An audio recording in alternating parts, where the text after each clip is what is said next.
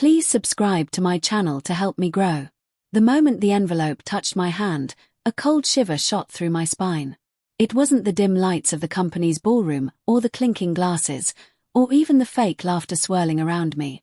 It was the look in my wife's boss's eyes, tight, uneasy, almost pitying, as he slipped the sealed envelope into my palm and whispered, "Don't open this here. Go home." For a second, the music faded. My breathing staggered. I stared down at the envelope, my name written in my wife's handwriting. Not his.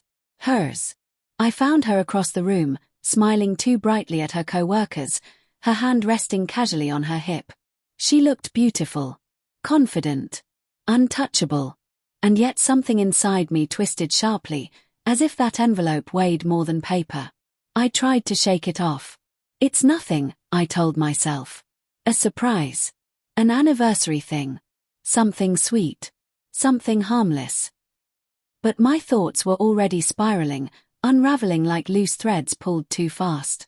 When we finally got home, she went straight to shower, humming softly, too deliberately. The kind of hum someone uses when they're avoiding eye contact or trying to hide their breathing. My hands trembled as I opened the envelope. Inside were pictures. Printed, grainy, time-stamped. My wife. My wife pressed against her boss's office wall, her mouth on his hand tangled in her hair. A second photo, her sitting on his desk, leaning toward him with reckless familiarity. A third, her texting with a smile I hadn't seen in months. And then a final handwritten note. She said she was going to leave you after the holidays. Talk to her before she destroys both of your lives. My heart collapsed into itself, a violent implosion of disbelief and agony. For a moment, I couldn't breathe. I didn't move. I didn't blink. The world shrank to the sound of the shower running and the photos lying in my shaking hands. I felt every emotion at once, anger so sharp it almost tasted metallic, heartbreak so deep it hollowed my ribcage, confusion that made the walls tilt and blur.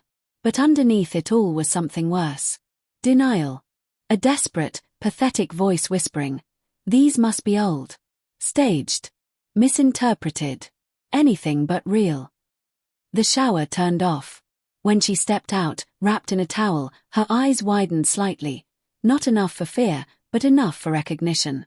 She saw the envelope. The photos. My face. Where did you get that?" she whispered. "Your boss gave them to me," I said, my voice raw. Her breath hitched. A tiny sound. But unmistakable. Guilt. "Please, it's not what it looks like," she said immediately, the most predictable sentence in the world, yet somehow the most devastating. "Then tell me what it is." She looked down. Her grip on the towel tightened. Silence stretched, warped, suffocated. Finally, in a trembling voice, she said, "I didn't plan for it to happen. It made me feel alive again." Alive. The word stabbed so deep I felt it physically. "So I don't make you feel alive?" My voice cracked like dry wood. "After everything. After all these years." Tears welled in her eyes. "I'm sorry. I was going to tell you after New Year's. I held up a hand. "No. Not later. Now." The next 2 hours were a blur of broken explanations, half-truths, confessions soaked in regret but too late to matter. She said she loved me. She said she never meant to hurt me. She said she was confused. But betrayal has a sound. A finality. When the sun began to rise, pale and distant, I packed a single bag.